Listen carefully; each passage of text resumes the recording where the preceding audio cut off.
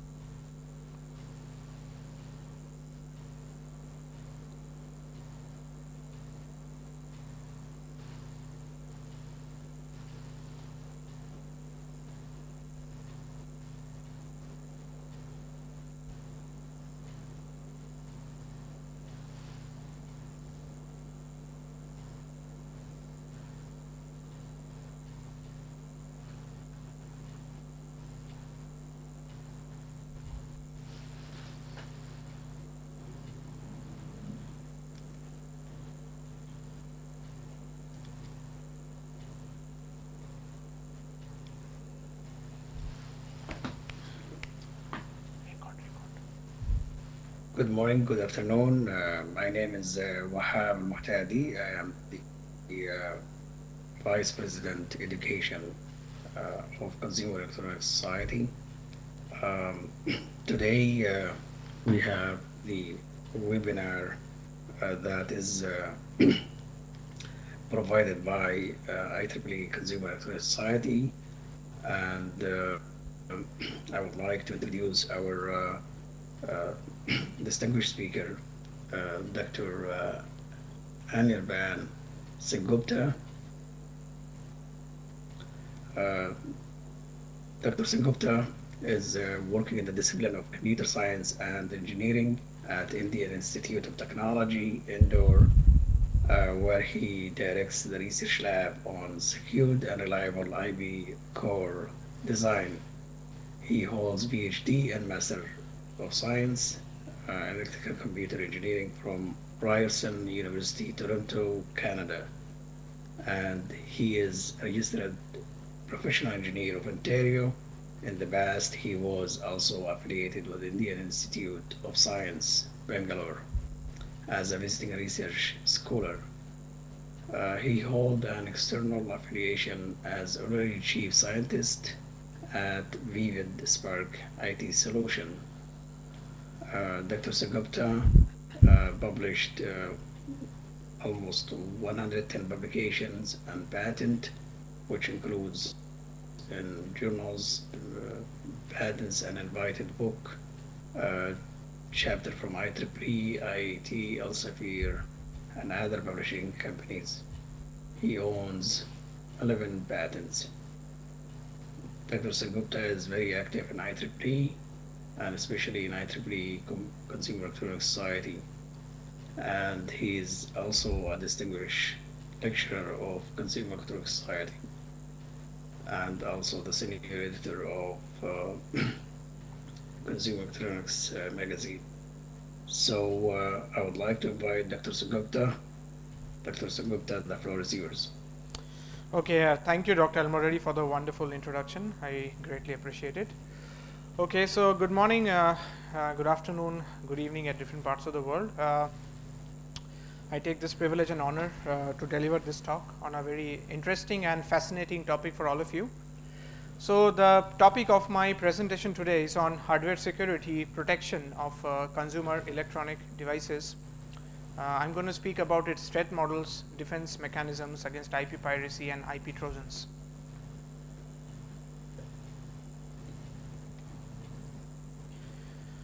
In this slide, what I have basically done is listed few of my key journal contributions in this area so that I can highlight some of the publications which are marked in red and speak about that in details today. As we all know, a consumer electronics device is made up of system on chips at the heart, or the central functionality of it. So at the heart of every C device, we have a system on chip or application specific integrated circuit, where these system on chips and or ASICs are the computational part that is responsible for performing data intensive or control intensive computations. However, each of these SoC or ASICs are vulnerable to threats and external attacks at every stage of its design process. So what I've basically done in this diagram is that I've started with the specification, followed by the design flow of how a third party intellectual property core is getting integrated in the HDL or schematic, followed by its layout generation, and finally then transferring the entire design to a manufacturer or chip fabricator.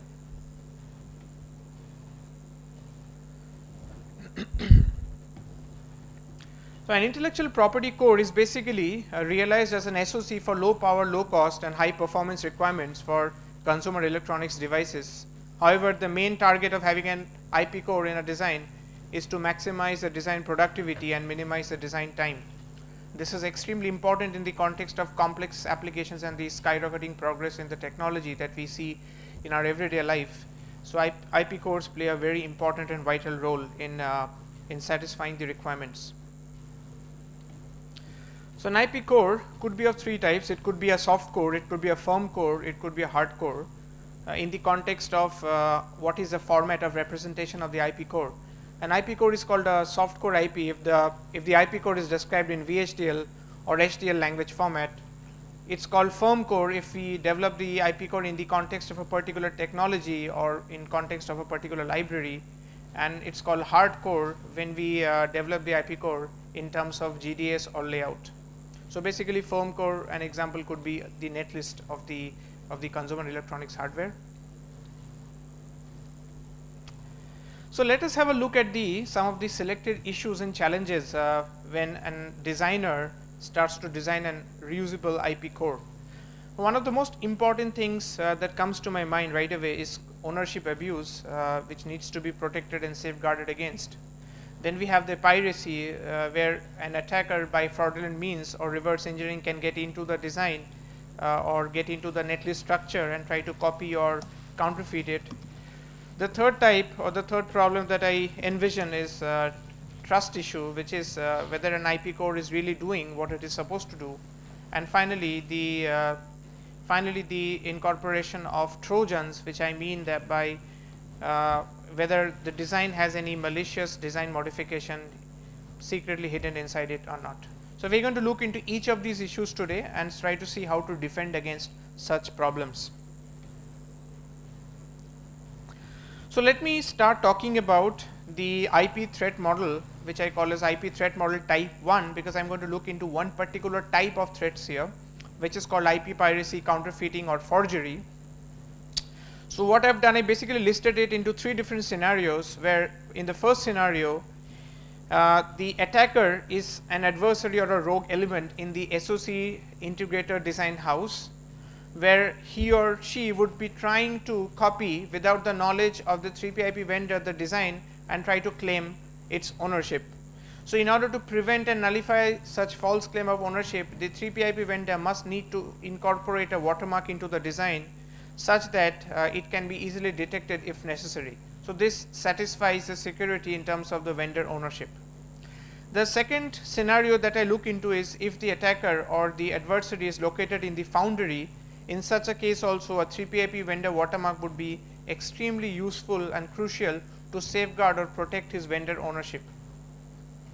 The third scenario that I look into is if the attacker is the 3PIP vendor himself. In such a case, if a dishonest IP vendor or IP seller tries to create illegally resold and redistributed copies of an IP, so there must be mechanisms to safeguard the owner, the buyer actually in terms of it.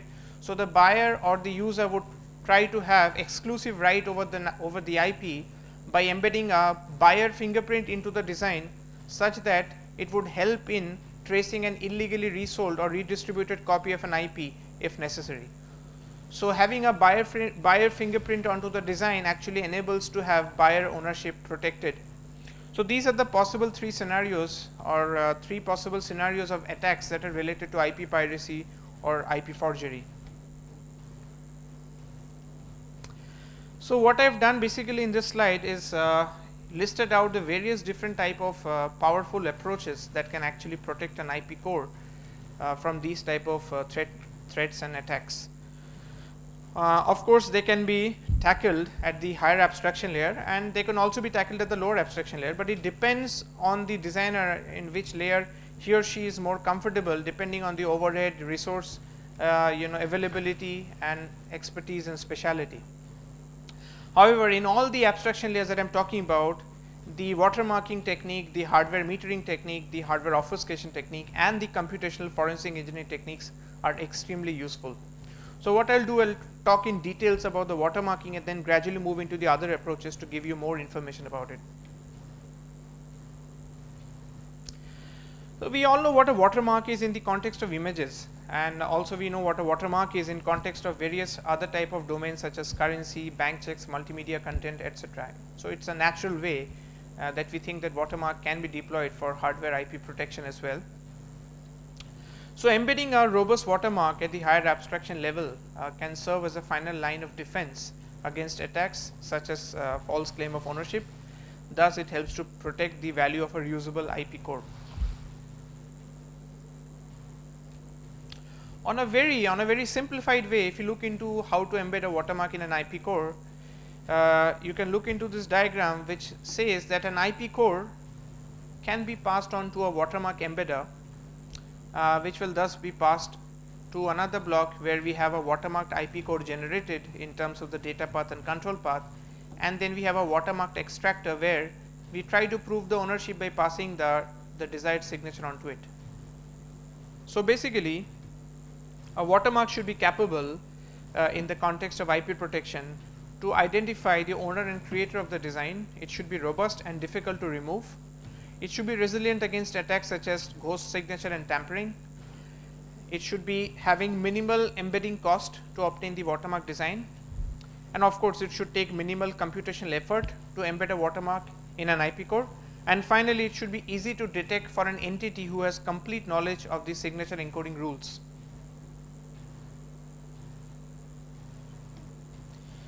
In more details, the properties of a watermark generated in the context of embedding cost would mean that the watermark design solution that is generated must be done through some strong evolutionary optimization techniques such as PSO driven exploration, which would consider the minimization of hardware area and latency as a part of the trade-off and exploration process. Resiliency against attacks would mean that the generated watermark must be having multivariable signature encoding schemes and must not be having dual encoding schemes such that it is not partially tamperable. The fault tolerance scheme talks about how to distribute the watermark throughout the design, which would mean if an attacker is even able to partially remove or tamper the watermark, still the other parts of the design would have the watermarking constraints embedded inside it. And finally, if you are talking of the computational complexity, the watermark creation time and the signature detection time must be as minimal as possible. If we look into the watermark approaches in the literature, there is hardly a few, and one of the approaches that comes to my mind, which I will be speaking about here, is from the work from Hong, which uses a combination of 0 and 1 to encode a signature in the form of additional edges in the colored interval graph. So colored interval graphs are basically the graphical representation for having an optimized register allocation method during architectural synthesis stage of an IP core design. However, the drawbacks of the existing approach is that the signature is only encoded with 1 and 0 bits, thus it makes it susceptible and vulnerable to attacks and compromise. Furthermore, the approach has not considered the embedding cost and high storage overhead as a part of the optimal watermark design generation. So these problems are very essential that needs to be tackled in the literature, which has been done by one of the other approaches which I will speaking about. So in a very simplified view, the basic mechanisms or the basic steps through which a watermark can be embedded, into the design are as follows. We would take HDL description of an IP core, we will pass it through the compilation and transformation, so that we can have a lot of compilation transformation techniques incorporated inside it, such that it results into lower complexity in terms of the number of nodes, in terms of number of edges. Then we perform operation scheduling based on the resource constraint provided. Then we perform hardware resource allocation, so that we know which operation is allocated to which hardware. Then we perform binding or assignment, which would result into sharing of resources, such that we have the multiplexers and demultiplexers into the design. And finally, we would embed the watermark constraint register allocation into it and would generate the data path and control path.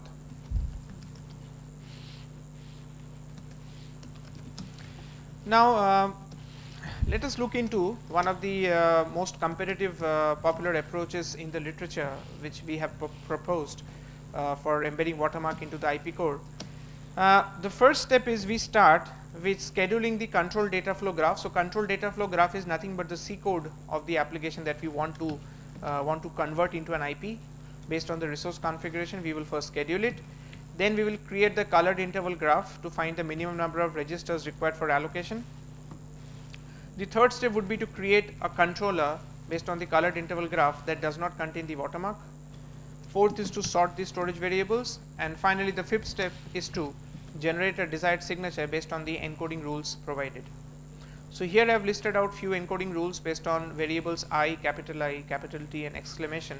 So these could serve as the encoding variables for encoding the bits of the watermark into the design. Well, let us have an example. So this diagram on the left shows a scheduling of one of the DSP applications represented as control data flow graph based on the resource configuration 3 adders and 4 multipliers. And these red lines indicate that there are storage variables at the output of each stage, and the variables V0 to V17 indicate the name of the storage variable that holds the particular value. Now before embedding watermark, if you want to find out how many registers this design takes, what we will do, we will try to convert this graph into a colored interval graph as shown on the left side, where each of the nodes indicate the storage variables and the edges between the nodes represent whether there is a lifetime overlap between two variables. So in other words, if the lifetime of two variables overlap, then there will be an edge between the nodes. Having an edge between the storage variables would indicate that a common register cannot be allocated to those storage variables. Now if you look into the controller for register allocation before watermark, we see that variables V0, V4, 8, 11, 14, 16 and 17, they all have been allocated to red register. So that's why the nodes have been marked in red in the colored interval graph, and similarly for the other storage variables. Now imagine the vendor selects a 7-digit watermark as shown on the table on the top, which comprises of digits small I, capital I, capital I, capital T and exclamation. The decoded meaning of each of these variables based on the encoding rule is shown on the right side, where we have edges between nodes 2 and 3, nodes 2 and 5, 2 and 4, 2 and 6 and so on. However, if you look into the controller before embedding watermark, it is clear that all the other edges are available by default, so we don't need to add an extra edge in order to have it executed through a distinct register. So, what we will do, we will only take into account this 2 and 6. So, if you want to embed a watermark based on this decoded meaning between 2 and 6, what we will do, as I just said, that means we cannot allocate a common register because there is an edge between 2 and 6. Thus, we have to segregate 2 and 6 into different registers. So, that is exactly what has been done in the lower table. We have moved operation or storage variable operation number V6 into yellow register, and we have transferred V7 and V10 into green register. That means that the storage value V6, which was previously being executed and stored in green register, is now being executed and stored in yellow register. So, the difference between the graph on the top and the graph on the bottom reflects the changes, where you can see V7 was yellow earlier, now V7 is green, V6 was green earlier, now V6 is yellow. One of the most important things to consider here is that just embedding a watermark in an IP core, and that to a robust watermark in an IP core, is not sufficient. The reason is adding a watermark or inserting or implanting a watermark on a design may incur lots of overhead in terms of hardware resources and storages. So, we need mechanisms to somehow be able to trade off and find out a low cost optimal watermark solution. So, there is why we have this reason for having a motivation for doing design space exploration for generating a low cost optimal watermark. Every such solution in the design space, or every such watermark solution in the design space, would impact the latency and hardware area in a very different way. So, choosing a solution without performing trade off would affect the latency and area of the final IP core design, which may not be convenient for the designer in terms of satisfying the final area, delay, power constraints. So, DSC process thereby helps in identifying an optimal watermark solution which satisfies the upper bounds of the latency and area, as well as ensures that we have a low cost watermark design available to us. So, I will talk about the overview of this approach. So, for generating the optimal watermark, I have used particle swarm optimization driven DSC, where the input engine comprises of the module library, the DFG, which is the data flow graph, the user constraints, and the control parameters that are responsible for providing stochasticity to the approach, so that the algorithm does not get stuck in local minima. It is able to converge to the global best. Now, the DSC engine, which is the BSO DSC, comprises of cost function that is responsible for performing area evaluation and execution time evaluation as well. And the watermark engine takes into account each of these PSO or particle swarm optimization solutions, constructs a CDFG based on its value, and then finally constructs a K connected colored interval graph. On the other hand, the signature encoding, where the vendor has selected a desired signature by means of proposed encoding, is also fed with the original controller design in order to arrive into a watermarked design, which would mean that the reflection of that watermarking constraint would be generated in the colored interval graph.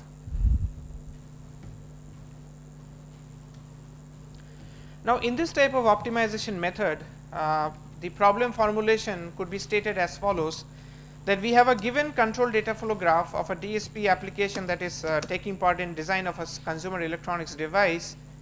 Let us try to determine what is the optimal watermark solution, where solution Xi could have multiple dimensions, where every dimension is represented by NRD, where D indicates the number of resource type of RD, subjected to the minimum hybrid cost, which is AT and LT, where AT stands for the watermarked area and LT stands for the watermarked latency. So, we have developed a hybrid fitness cost function for every particle that represents a watermarked IP solution, where W1 and W2 indicates the weightages of each of the parameters of area and latency, and L constraint and A constraint indicates the user constraint value fed, and it has been normalized with respect to Lmax and Amax. Where W1 and W2 could be given equal weightage if for a designer both area and latency are equally critical, he would like to give W1 and W2 as 0.5. However, it is up to the discretion of the designer.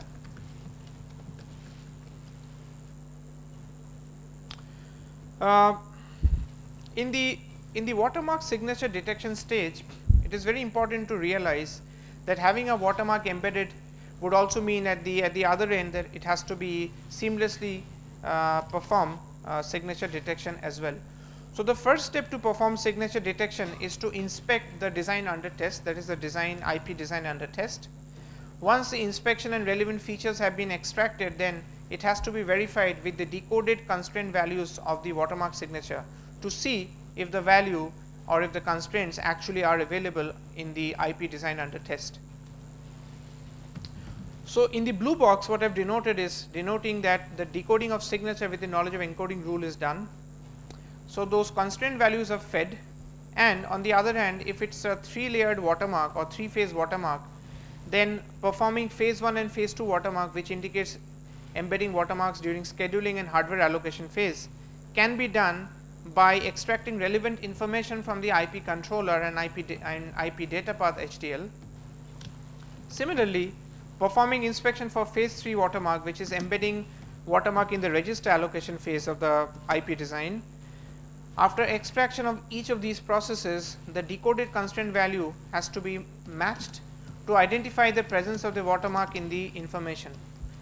If the value of the constraint is available, then the person or the entity is the genuine owner. If it is not, then the candidate is disqualified.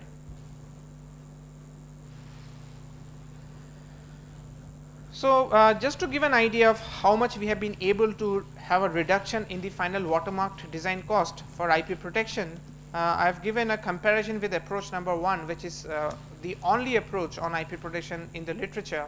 As you see that the proposed work has been able to reduce the cost of the watermark solution by a significant margin. That's why we have negative cost compared to the cost values of the approach 1. The probability of coincidence also reflects what is the strength of the watermark or strength of the ownership. So it indicates the probability of generating the same colored solution with the signature. As you see, with the increase in the size of the watermarking constraints, our probability of coincidence becomes lower and lower, which is the desirable number that we want.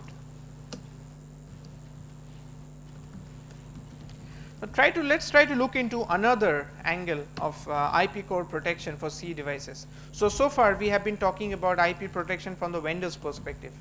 Now let us have a look at it, how we can protect an IP core if the buyer wants exclusive right over his IP, as well as the vendor wants exclusive right over his IP ownership.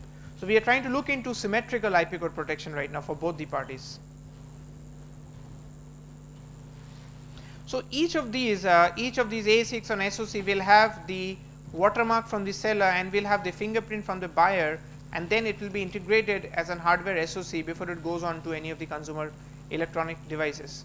So these would be resilient against any of the threats that are available. So let's try to look into the motivation. So why would a buyer want protection? So the reason for a buyer to have protection of an IP core would be for him or her to have exclusive right over the IP. That's first thing. The second thing is it would help in tracing the illegally resold and redistributed copies of the IP by a dishonest IP seller. So that is why it's very important to have not just watermark protection for the vendor, but also to have fingerprint protection for the buyer.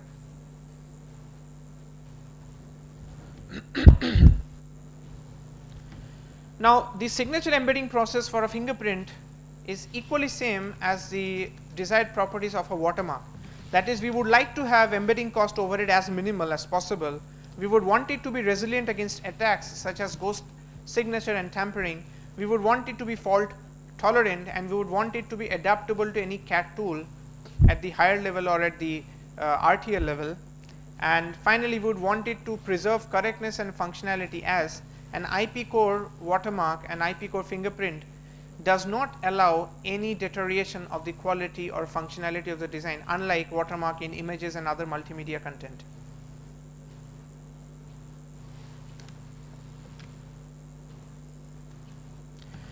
So I'll go directly into the fingerprinting method. So basically it's a 3-variable encoding principle, where the X variable of the fingerprint indicates that an even operation in odd control step would be forced while resolving the scheduling conflict. So whenever we have a scheduling conflict during schedule process, we would try to use the fingerprint encoding rule to embed the fingerprint inside it.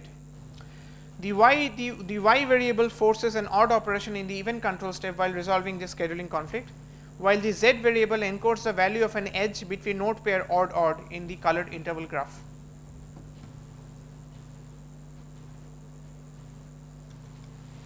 So let's take an example to explain this. So the user signature and its meaning. So we have a 7-digit user fingerprint on the left side and its associated meaning on the right side. So first digit X indicates that the assignment of operation number 2 in CS1 has been made. So if you look into the unscheduled DFG benchmark before embedding buyer fingerprint, you can have a look that out of the 4 multiplication operations that are available, it can only be possible to have scheduling of 3 multipliers.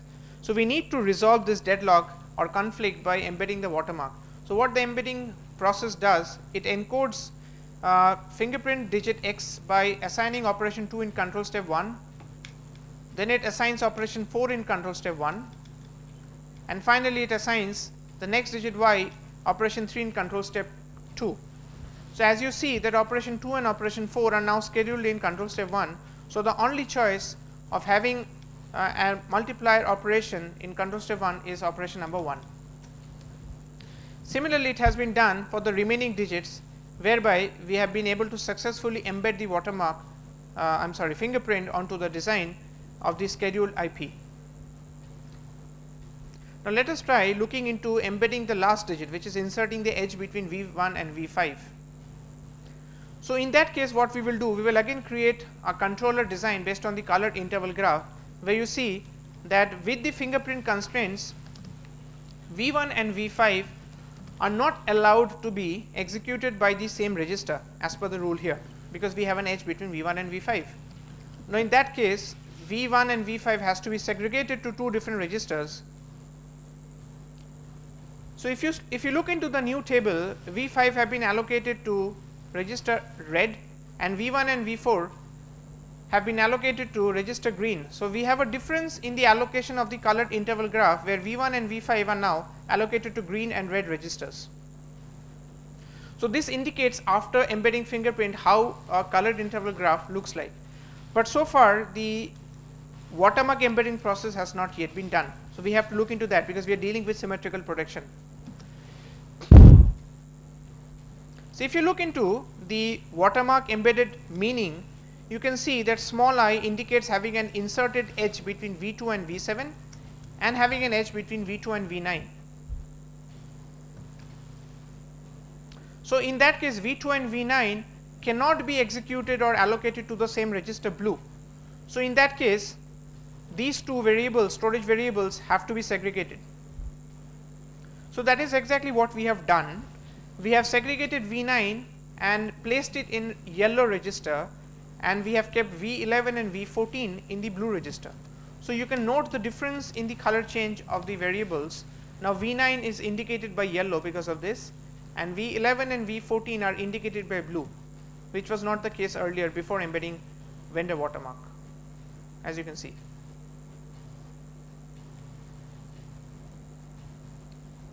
So I have put some results here just to give an idea how much we have been able to achieve enhancement and improvement compared to the state of the art. So this was the first work in the area of consumer electronics, where we have proposed a symmetrical protection of both the entities, which is the IP seller and the IP core buyer, by embedding buyer fingerprint and seller watermark at higher abstraction layer during architectural synthesis stage. And as you can see that we have been able to achieve almost nil overhead in area, even though we have dual protection, and very minimal slight overhead in terms of latency, resulting into very minimal overhead in design cost of the watermarked and fingerprinted design. Now I would like to talk about the second IP threat model, which I call as type 2. In this there are 2 scenarios. So what we are going to look into now in this is that how to protect your design against hardware trojans. So in the first scenario, we have 3 entities, which is the 3P IP vendor, the SoC integrator, and the foundry. Now in such a case, the 3PIP vendor is considered to be untrustworthy because it's lying in the untrustworthy regime. So in the context of globalization of the design supply chain, the 3PIP vendor is usually considered to be untrustworthy because the design is not made within the SoC integrator house. So that's why I have marked it in red, indicating that there could be an adversary or a rogue element as an attacker in the 3PIP vendor house. In the scenario 2, the attacker could be in the foundry and the other two entities could be safe, or we can call it a shielding party or protector.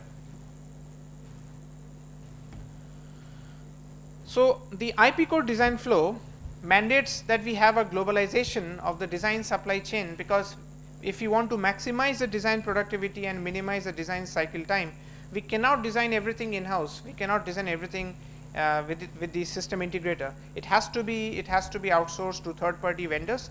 However, the flip side of it is, if we do that, it is prone or vulnerable to a lot of external malicious modifications or attacks. So that's why a 3PIP vendor is usually considered to be untrustworthy.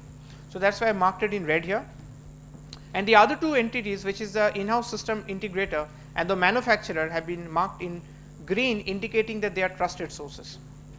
So when a 3PIP vendor supplies its IPs, and there are multiple such 3PIP IPs being fed onto the system integrator, it has to be scheduled binded, it has to be integrated from the library in the form of schema or HDLs, it has to be converted through partitioning, floor planning to get finally something called layout, and then the GDS that has to be transferred to the manufacturer. However, it requires mandated protection of IP cores from piracy and counterfeiting even at the very early stages of the design flow. So what is an IP Trojan basically, and how do we protect against it? How do we give security against IP Trojan? An IP Trojan is basically a malicious modification of an integrated circuit or malicious modification of an intellectual property code, where it has two major aspects. One is called the triggering and second is called the payload. The triggering aspect can be done through external sources such as antenna or sensors, and the internal activation can be done through finite state machines or counters. So in the context of the activation mechanism, Trojans can be further classified into two different types. The first type is called real value triggering, and the second type is called time based triggering Trojans. So real value triggering Trojans are those type of Trojans which trigger the payload only based on certain rare events or rare conditions, while the time based triggering Trojans are those type of Trojans that get triggered based on certain predefined time interval. Thus it can also be called as time bomb Trojans in common language. So where are these Trojans basically? So these Trojans are actually embedded inside a third party intellectual property core without the knowledge of the SoC integrator, and it can only be activated when the adversary or the rogue element wants it to be activated. Now one of the methods that we propose to secure a Trojan that is able to change the functionality of the design. Now when I am talking of the word functionality of the design, what I am trying to tell basically is it can either change the output computational value, or it can have leakage of any confidential information in case of designs such as crypto system. Now dual modular redundant based scheduling method during architectural synthesis stage of an IP can safeguard or provide detectability ability of Trojans, if any, in a system. So let us have a detailed look into the different type of IP core Trojan detection rules. So I will use an example to explain. So the basic bottom line is that if you try to have a detection of Trojan, you must have two distinct third party intellectual property core being used in the design in both the original as well as in the duplicate unit. Now these original and the duplicate unit forms part of the dual modular redundant system, where we have two replicated copies of the same data flow graph or of the same C code. However, in order to achieve distinctness, we must have some vendor allocation procedure that actually helps us to obtain a low cost Trojan secure DMR design, because when we add extra circuitry or when we add extra Trojan security rules on the DMR, it is bound to incur extra overhead. So the first type of vendor allocation procedure given on the left shows that a C code FIR of a DSP block has been converted to a data flow graph, where every operation of the original and its duplicate unit, so operation of the original unit is called original operation, while the operations of the duplicate unit is called sister operations, where every original and sister operations are being allocated to distinct hardware of distinct vendor type. So 1 and 1 dash has been allocated to hardware of V1 and hardware of V2. Similarly, it has been done for all the remaining operations. The implication of the Trojan secure DMR area and Trojan secure DMR execution time is 13,064 AU, where 1 AU stands for 1 transistor, and 45,080 nanoseconds. Now, this is definitely providing distinctness to each of its operations. So, when the final primary output of 4 and 4 dash are compared through a voter, we would certainly get a difference in the value of the voter if there is any existing Trojan embedded inside it. Another type of vendor allocation procedure states that we could have the entire hardware of vendor being allocated to the original unit and the entire hardware of vendor V2 allocated to the duplicate unit. In such a case, the implication on the latency and area are again quite different than the first case.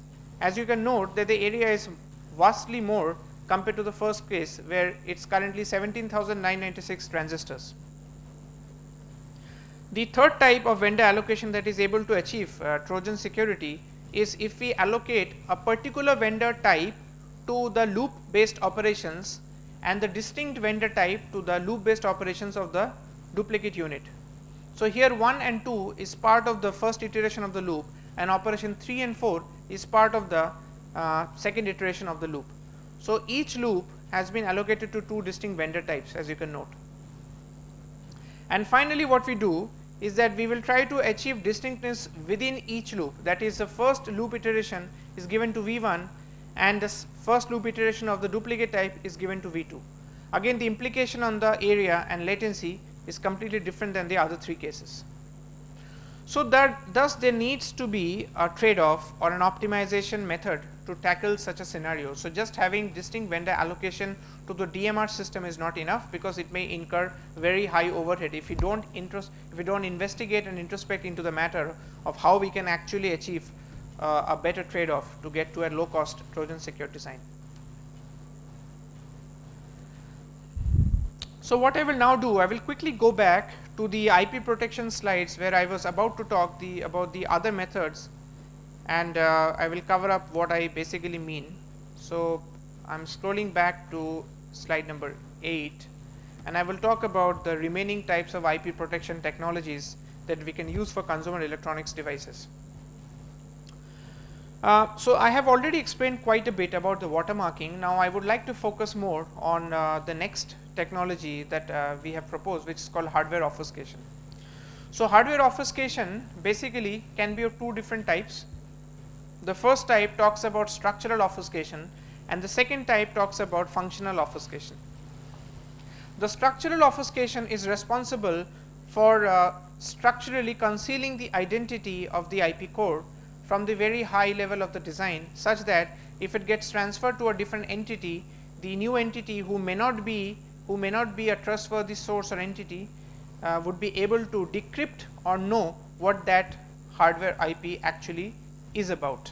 Okay? So, it basically structurally conceals through multiple phases of transformation, multiple phases of algebraic law transformations, compiler based transformations, and several other ways of transformations, such that the new IP looks completely different, however, without any change in the functionality. So, structural obfuscation is considered to be an active mode of protection of IP, unlike watermarking, which is considered a passive mode of protection. The second type of obfuscation is functional obfuscation, which actually talks about how to make the IP core completely obfuscated in terms of its functionality. So, here we are not touching the structure. Here what we are doing, we are trying to lock the design through means of a number of key bits. Okay? So, imagine a scenario where you have a lot of primary inputs, imagine around 100, and you have a number of key bits around 50. So, which 50 key bits are going to be used for locking the system out of the 100? That is almost impossible for the designer, for the attacker to find out, because mathematically it would be around NCR combinations. And then after that, even if that NCR combination is able to be decoded, then the next question could be what would be the valid combination of 1 and zeros to each of those 50 key bits that would actually decode the value of the structure or IP is completely impossible. So that results into NCR times 2 to the power n, where n stands for the number of key bits and r stands for the number of sample key bits within the primary inputs. So a combination of structural obfuscation and logical obfuscation or functional obfuscation would result into completely resilient design and would provide an active mode of protection for IP core, unlike watermark, which is passive mode of IP core protection. However, the flip side of it is that obfuscation may incur a lot of overhead, which if not taken into account would result into a design that would have expensive design cost and expensive power. So there has to be optimization methods deployed as well as we did for watermarking. The another type of IP protection mechanism that I would like to talk about is called computational forensic engineering. So this method, in short called CFE, works as follows. It uses digital evidences and digital forensic analysis to find out who is the rightful owner among a set of n claimants. Okay. So CFE would have a number of steps, starting with first trying to devise some features or trying to find out some features within the IP core under test, then extracting the relevant features from the IP core under test, then finally putting both the properties together into validation stage to see if there is 100% match in the number of features. So the feature sets that form part of a CFE could be as follows. It could be scheduling algorithm, it could be the DMR reliability parameter, it could be a parameter that has to do with multicycling, it could be a parameter to do with chaining, it could be a parameter to do with data pipelining and several others. However, the main essence over here is that each of these properties or feature sets must be independent of the technology, so that if we change the technology, the feature set does not have to be changed. So technology independent parameters form the key core of making computational forensic engineering work for finding out among a set of n claimants who is the rightful owner. So all what we need for making CFE work is to have the executable RTL or HLS tools for the IP core, and then generating the respective IP core of the same application, and then extracting the features of the IP that has been generated, and then matching with the feature sets of the IP under test. And if both matches, then we have a properly validated user entity. The other type of IP protection technology is called hardware metering. So what this technology does is it provides active and passive control over the number of manufactured ICs or the number of manufactured or designed IP. So it provides a unique serial number for each of the manufactured IPs or ICs and places them in an EEPROM along with the design, and where each of these manufactured ICs or IPs would have a unique EEPROM number stored inside it. So we had witnessed similar sort of hardware metering technology in Pentium 3 some years back. However, it was later discontinued due to some customer dissatisfaction. So this is pretty much what I would like to speak today about IP core and IP protection and IP security, and I would finally end my talk today by giving you a glimpse of what we have achieved in research in the last 2 years in terms of the number of publications in the premier IEEE transactions and IEEE journals.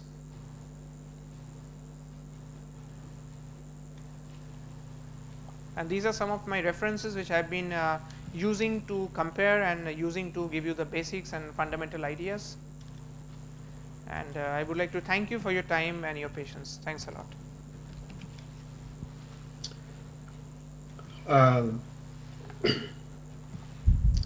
Should you have any questions, please refer to the chat Sure. site. It is on the corner of the your screen. Just please ask the questions and address it to the presenter, Dr. Sengupta.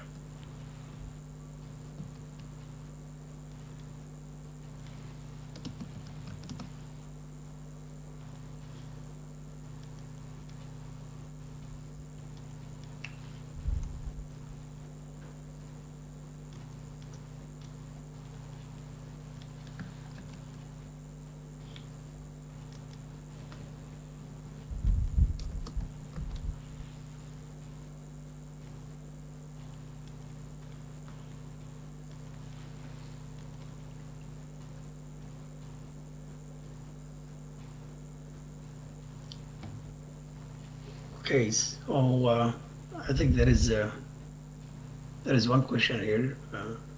Okay.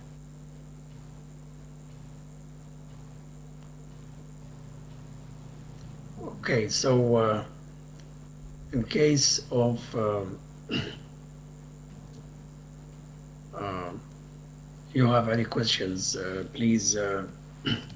I'm just putting here on the chat. Sure. Um, in case you have any questions, please send it to Dr. Sagupta at his email asengubat at iiti.ac.in, and I send it through the chat. And in case you have any uh, additional requirements or you need information, please send it to me, to my email, and I send it to you guys through the chat here. There is also, I would like to mention that IEEE Consumer Electronics Society has a series of webinars for this year, 2017, and here is the link to these webinars where we will see also Dr. Sugupta again in the month of October.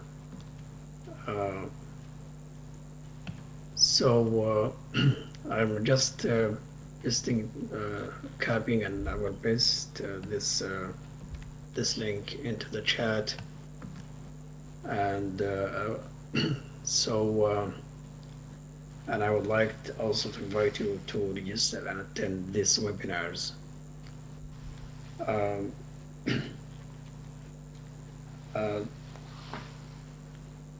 Thank you, Doctor. I think, we can just have it now and say thank you, Dr. Sangupta. And I would like to express my appreciation for your interesting presentation and for the time and effort you took to share with us your thoughts and experience and and your efforts that you spent on your research, and especially on IP intrusion and privacy, which is the most important things for consumer electronics devices. At the same time, I would like to thank all attendees for taking the time and participate in this talk of today by Dr. Sangupta. Thank you all. Okay. Thank you, Dr. Almuradi, for being a wonderful host and giving me this opportunity. Thanks a lot. Have a nice day. Thank Thanks you. a lot.